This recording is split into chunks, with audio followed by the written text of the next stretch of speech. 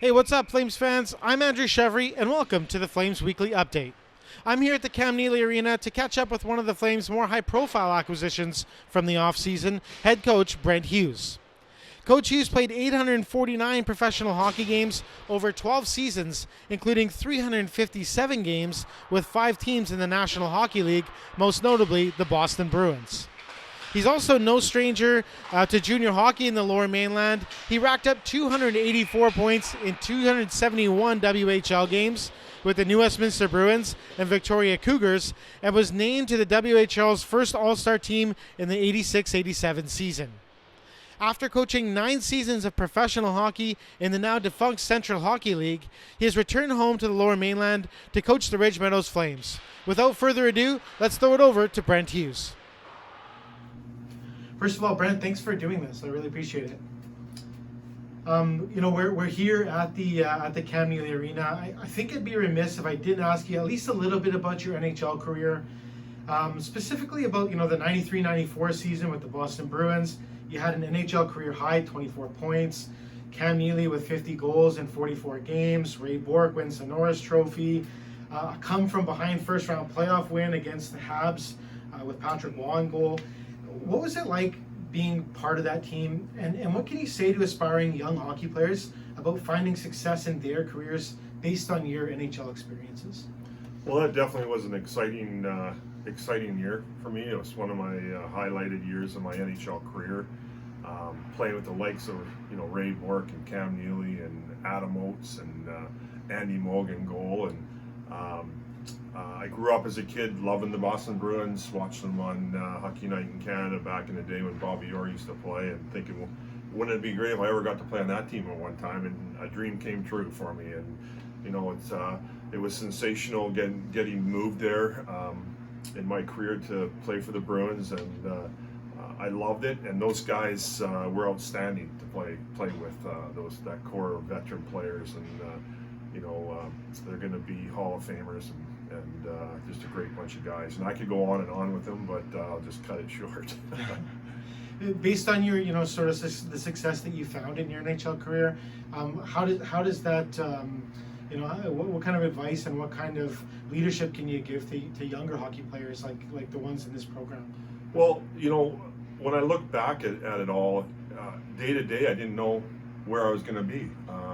I was an undrafted hockey player, and even coming through midget, like the kids here today, or come through midget and then go to junior, and then they try to work their way up to a higher level of junior, and then they'd love to get a scholarship or drafted by somebody. But it's a day-to-day process, and at the start of the year, here you're kind of a developing player. We don't know what your limit's going to be as a player. So some of these guys you think are going to be great players, they're topped out. They're what you see is what you get. Other players, we don't know where they're going to go, and they just scream up high, and they're playing on top lines at the end of the season. And those guys just seem to move on and move on and move on. And like my career, I just seemed to take it day at a time, month at a time, and I just kept moving on slowly, and doors kept opening for me. So a hockey career is something you should never give up on.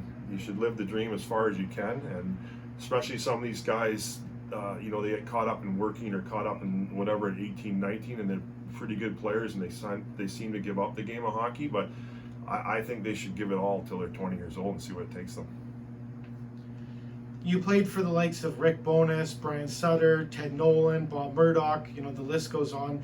Is there a coach that sort of stands out in your memory, or a coach that you played for that you sort of model yourself after? Well, that's a great question.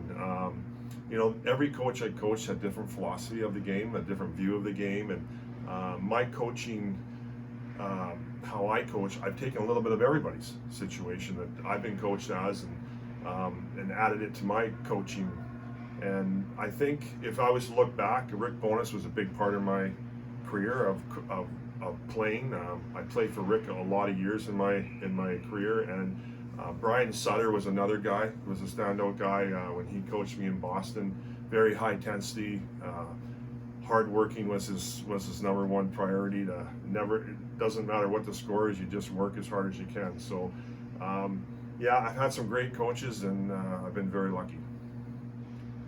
There's some obvious differences between coaching professionals and junior players. What's been different for you so far, and what's remained unchanged?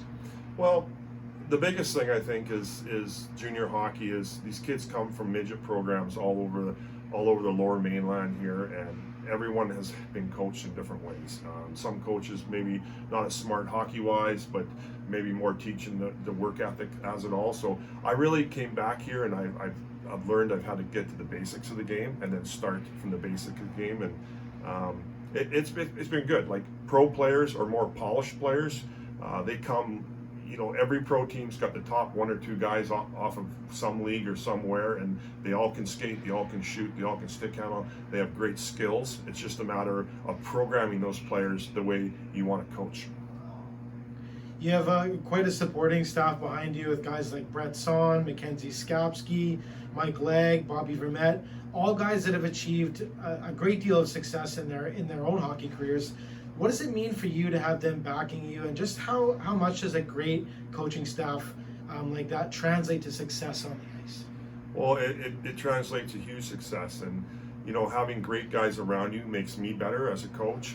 I'm just lucky to fall into a situation here to have these guys behind me, and coaching a team is like it's a tough task because we got 23, 24 guys, and everyone needs attention. So when these guys come in and help me, we can kind of focus on more attention to the players. So at a greater end, you have a better successful team. Let's get into the players a little bit. The exhibition games are in the books. The team fared pretty well during the exhibition season. What did you like about what the team is doing, and what could be better going into the regular season? I was happy, like you said, it was a successful. We went 3-1 in our 4 games. Some of the games were pretty tight, which was great for me to see. So guys playing under pressure with the puck, and last minute of the game, not trying to get scored against in situations, and being able to play my younger guys and see what they're doing. But I learned a lot about the guys through those games and what they can do, and whether they're maybe a penalty killer or they're a power play guy, or we need to teach a little bit more. And the veterans really stuck out to me here. Really, we got a good core there of guys, and they really carried us through the exhibition series. Lots of new faces on the team this year. Last I checked, 12 of the 21 roster spots posted online were filled by rookies. I think that number is actually higher. And even some of the returning players haven't really seen that much junior hockey action due to the COVID season last year. How are you hoping to see the young players on the team contribute, and what expectations do you have from players who have relatively limited or no experience at this level? Well, coming into this, the management, we had talks, and the coaches, we had talks, and we really wanted to change the culture of this team, and we wanted to change it to more of a hard-working, hard-nosed culture, and I think that's one of the reasons why they brought me in as a coach.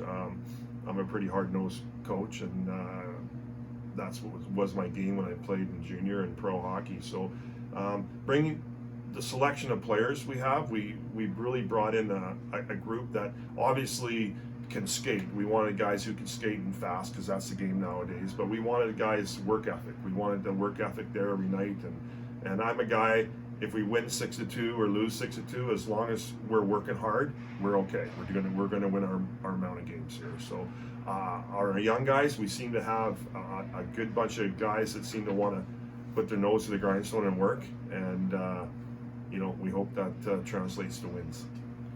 Your veterans who are returning this season with a good amount of junior hockey experience, what are you hoping to see from them on the ice and in the dressing room throughout the season?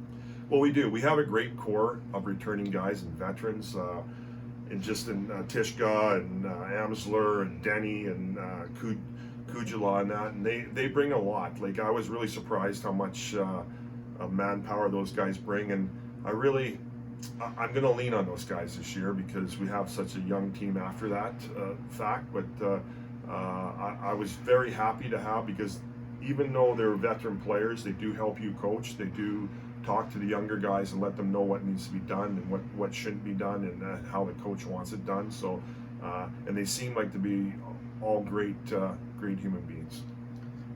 And your leadership group, what are the characteristics that you're looking for in a leader on a hockey team?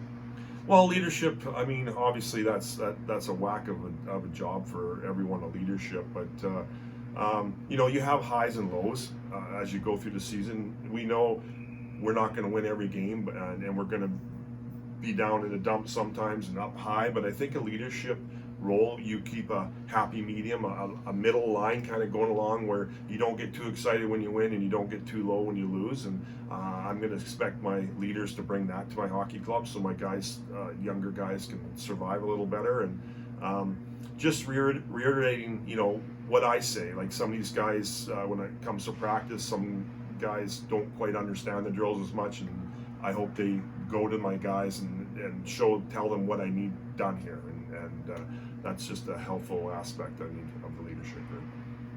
Are you at liberty to say who might be wearing a letter on their sweater on Friday night, or? Yeah, I'm willing to say Tisha's going to be our captain this year, and then we're going to have 3 assistant captains, and Denny's going to be one of them, and Rosie's going to be one, and I believe I think I got Amsler's the other one. The team's home opener is Friday, September 10th. This coming Friday, September 10th, against the Port Moody Panthers. First home game at the Kamloops Arena since February of 2020. What's the mindset of the team going into that one, and what does the team need to do to be successful in that game? Well, obviously we're looking for a win. It's our first home game. It's my first game with the team. We're excited about the game. We've had a few practices here leading up to the game, and we're going to bring our hard work ethic to the game, and do everything we can to win the first game of the year and get off to a good start. So I feel like starting the season in a good start is a positive direction to go in, and that's what we're going to try and do. Thanks for this, Brent. You're very welcome. Thanks. As mentioned in the interview, the Flames' home opener is this Friday, September the 10th, right here at the Kamloops Arena versus the Port Moody Panthers. The team's back this year with a whole new look. Not only is the coaching staff changed, but the majority of the roster spots have gone to younger, faster players looking to impress the home crowd here in their PJHL debut. The Panthers will also be icing a rookie-studded lineup on Friday night. Of course, the big news coming out of Port Moody in the offseason had to do with the NHL draft. Carson Latimer became the first player to ever be rostered by a PJHL team and picked in the NHL draft in the same season. No doubt the Panthers rookies will be looking to follow in Latimer's footsteps and make an impact early in Friday night's game. Puck drop here at the Kamloops Arena on Friday night is at 7:30 p.m. Aiden, Sarah, and I will have the call for you on HockeyTV.com. I'm Andrew Chevry. Thanks for watching the Flames Weekly Update. Talk to you next week.